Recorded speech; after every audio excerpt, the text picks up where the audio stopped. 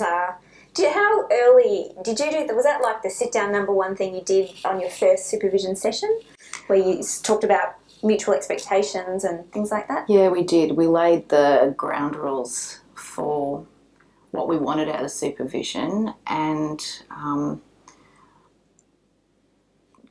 we talked a lot about confidentiality and what we would and wouldn't discuss, and that was really important for us to, especially in building that safe zone, that trust, about what we could explore through that. I think.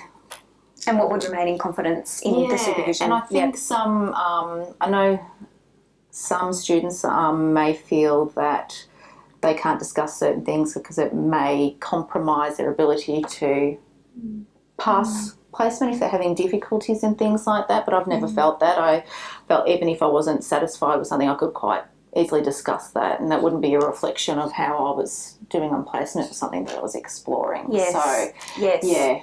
Yeah, so it sounds like you had a safe space where there wasn't a power over in that relationship, quite clearly, which is perhaps what can happen at times. I mean, it is the nature of the relationship, I think. So yeah, and it depends on why the person's doing the supervision, the field education in the first place, whether they were the only person available or whether they volunteered that. I think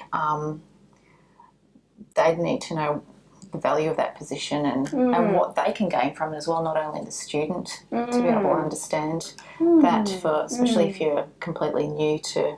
Well, that's right. If you're new to doing it, yeah. And we need to, I suppose you'd have to sell it, wouldn't you? So it's not, often a lot of people would view it as something just strictly for the student, but I see it more as a transaction where both parties are getting something out of it and, growing from it. So.